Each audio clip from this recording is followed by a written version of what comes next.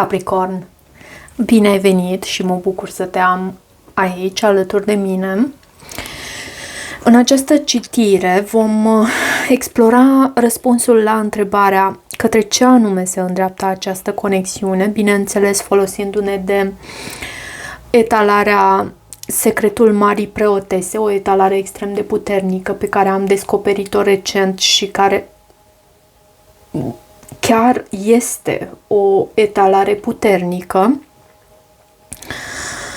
Nu înainte de a vorbi și puțin despre sentimentele acestei persoane, persoană pe care am să te rog să o aduci în mintea ta, în gândurile tale, pe ecranul minții tale, să o proiectezi cumva, să te gândești la felul în care voi ați interacționat în ultimul timp și să vedem către ce anume se îndreaptă această conexiune. Și din aceste oracole aș vrea să extrag ce simte cu adevărat această persoană pentru tine. Let go. Interesant mesaj. Uneori este mai bine să renunți și să lași universul să lucreze în timpul divin, la momentul oportun, la momentul potrivit. Iar la baza pachetului văd că aici aveți o legătură extrem de puternică și acest card de oracol vorbește despre faptul că această legătură poate să crească în timp. Da, poate că la tine, Capricorn, ții ușor prea strâns de această legătură, se poate să se fi creat un anume atașament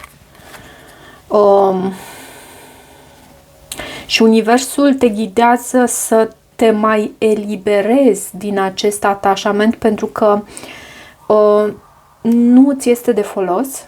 Această legătură se pare că este una menită pentru tine și uite, și Cupidon la baza pachetului mai avem.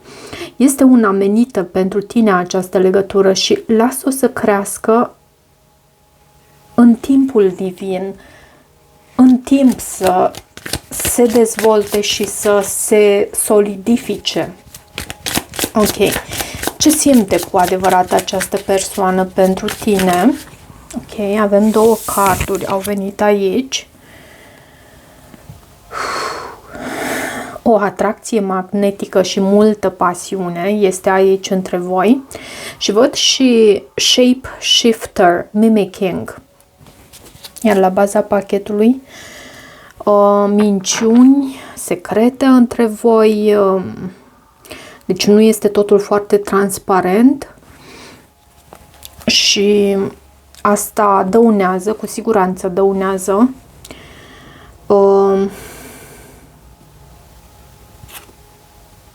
Dar sunt și sentimente romantice. Posibil ca această legătură să fie una mult mai complexă și să fie necesar compromisul aici pentru a face anumite schimbări. Există anumite dispute, anumite probleme în instanță, poate chiar legal matters, văd aici, și balanța. Hai să vedem către ce anume se îndreaptă această conexiune. Până acum am văzut faptul că unul dintre voi și posibil această persoană sau chiar tu să fie foarte atașat de această conexiune. Există multă pasiune și atracție fizică. Chimia este off the charts.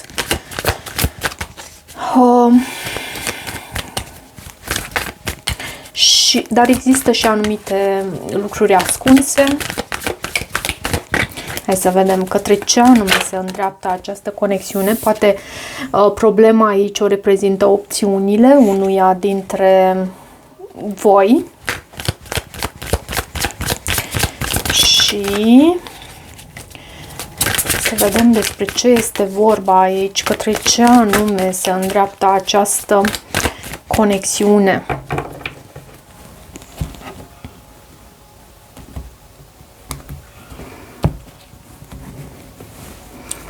Doi de bâte.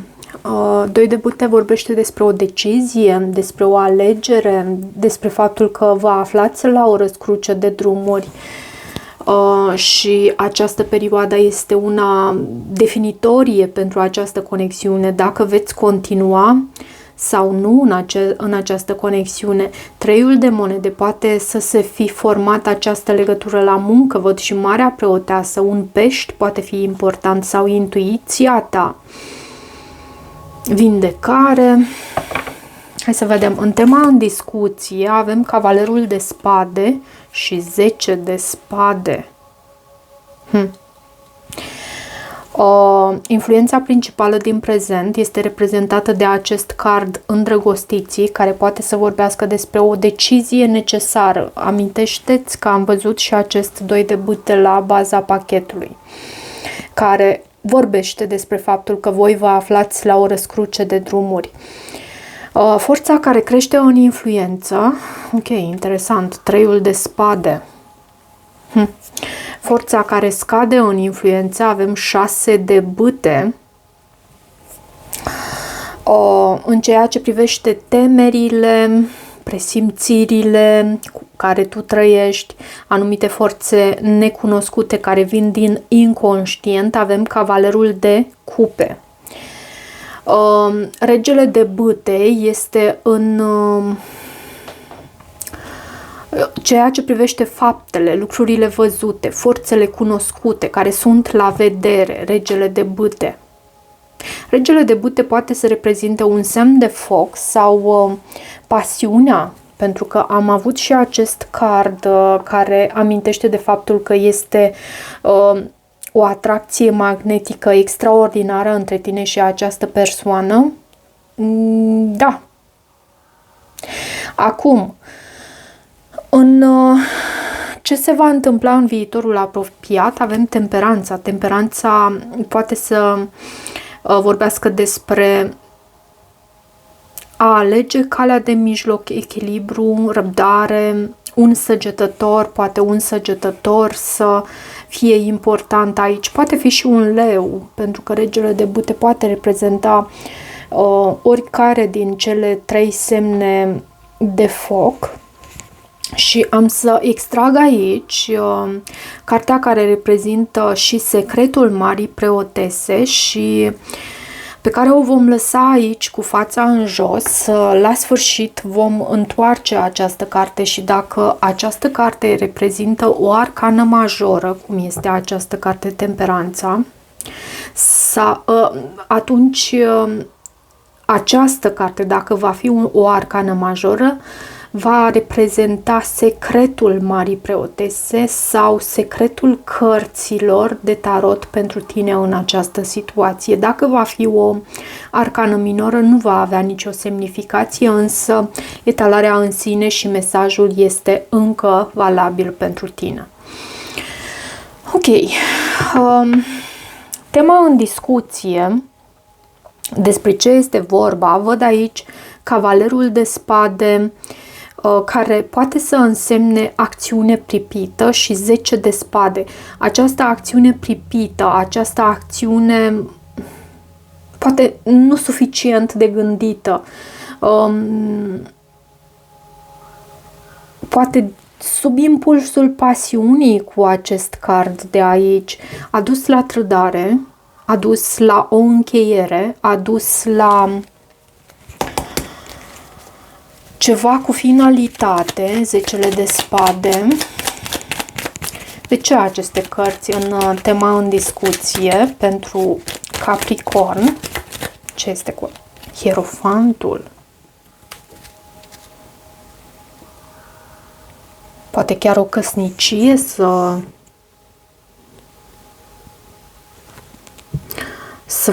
să fie șubrezită aici, să fie...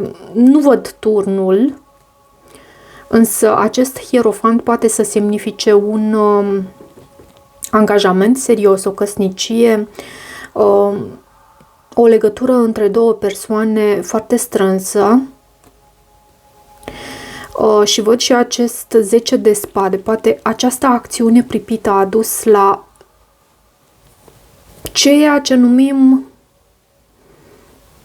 șubrezirea unei anumite relații sau în acest context în care unul din voi a acționat pripit, poate amândoi, în acest context în care a existat și trădare, poate ceri ajutorul unui consilier, a unui preot, a unei persoane de încredere, a unei persoane avizate, a unei persoane care poate să vă îndrume înspre ceea ce este mai bine pentru voi. Și avem aici îndrăgostiții în influența principală din prezent. Îndrăgostiții vorbește despre, iarăși mă întorc la această atracție și magnetism puternic între tine și această persoană, însă mai poate să vorbească și despre o decizie importantă în această situație. Îndrăgostiții este cartea deciziilor, a deciziilor îndrumate și ghidate de sus. 2 de cupe. Cred că este vorba despre acest parteneriat între tine și această persoană. Poate fi și vorba despre un semn de aer. Pentru că am văzut și cavalerul de spade aici, semn de aer însemnând Gemeni, Balanță, Vărsător. Și uite, e o trădare aici.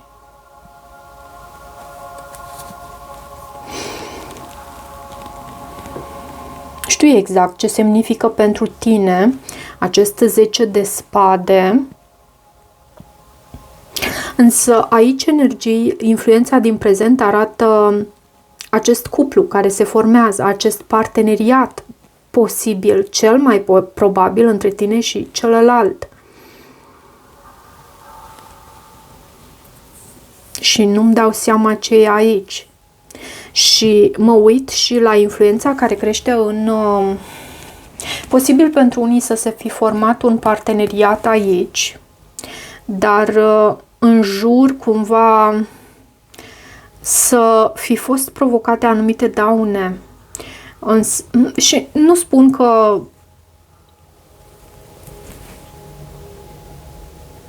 e ok sau nu. Atunci când este iubire, iubirea primează, bineînțeles, însă cred că în jur cineva s-a simțit trădat în urma acțiunii voastre. Deci acest 3 de spade, în influența care crește în forța care crește în influență. 3 de spade vorbește despre acea durere sufletească. 3 de spade vorbește despre decepție, bineînțeles, la fel ca și acest 10 de spade. 3 de spade aduce necesitatea și nevoia. A ieșit 10 de cupe, dar erau prea multe cărți și nu vreau să... Pentru că și vorbeam în timpul respectiv. 3 de spade aduce și nevoia de a ierta pe cineva în această dinamică, de a te ierta. Și iertarea reprezintă un factor esențial în vindecare. De ce 3 de spade? 9 de spade. Ce se întâmplă aici? Și regele de spade, o persoană foarte... Da, poate fi un semn de aer, dar poate vorbi și despre o persoană foarte rece și iarăși aceeași energie o avem la baza pachetului. Și am amestecat de câteva ori pachetul. Și te văd pe tine aici, cu această regină de monede, cred că ești tu. Dar e ceva între tine și această persoană, e ceva care trebuie vindecat aici. Și avem 6 de bâte în forța care scade în influență. 6 de bâte este o carte care aduce reușită, care aduce victorie, care aduce, nu știu, poate sunteți persoane în centrul atenției, în ochiul public, cumva, persoane publice, ok? Sau cu un anume grad de popularitate. De ce 6 de bâte? Asul de spade. Iarăși este o carte a victoriei și văd și regele de cupe. Regele de cupe poate să reprezinte un semn de apă, un rac, un pești, un scorpion, în orice ordine, nu are relevanță, însă asul de spade aduce claritate mentală, aduce adevăr și este în forțele care trec pe un plan secund aici, în această conexiune. Cavalerul de cupe îl avem aici în presimțiri, în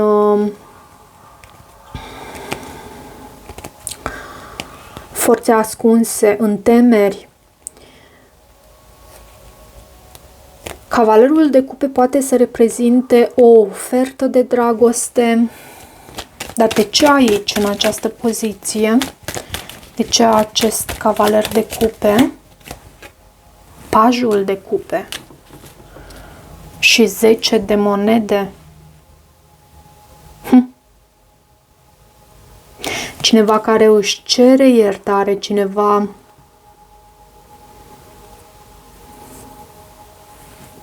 și 5-ul de spade. Poate cineva își cere iertare pentru o greșeală pe care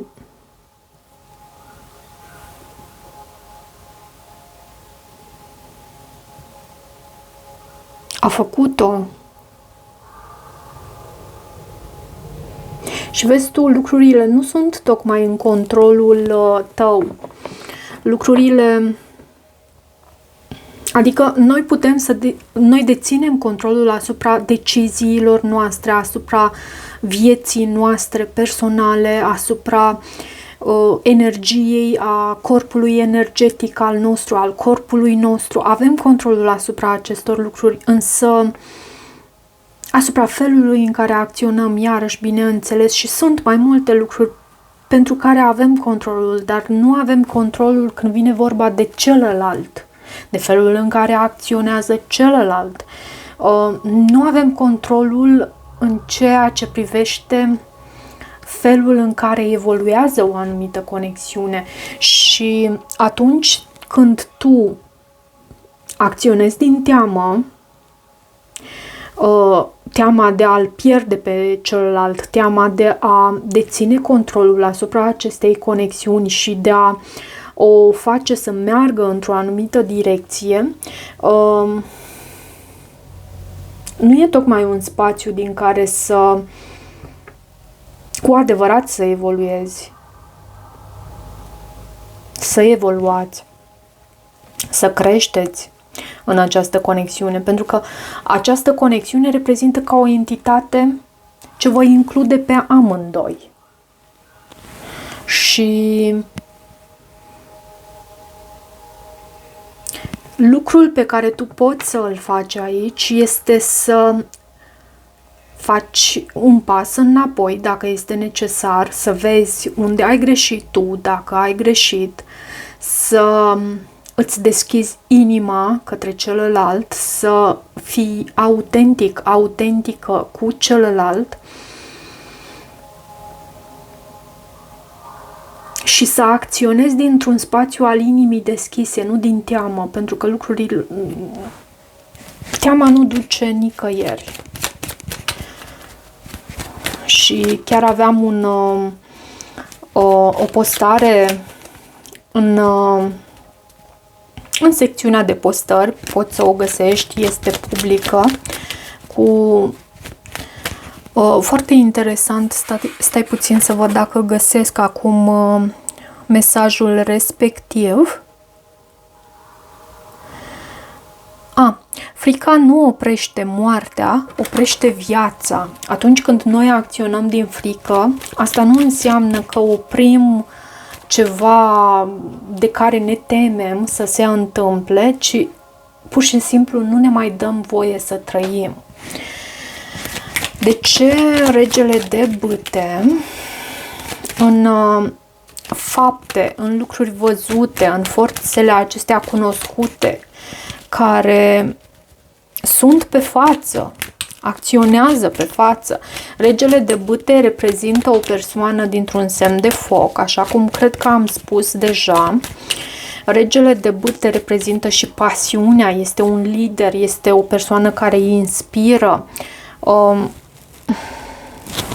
Poate fi, pentru că am văzut și acest lucru cu acest 6 de bâte, o persoană publică, o persoană cu un anume grad de popularitate și de prezență în spațiul public, și văd și spânzuratul aici.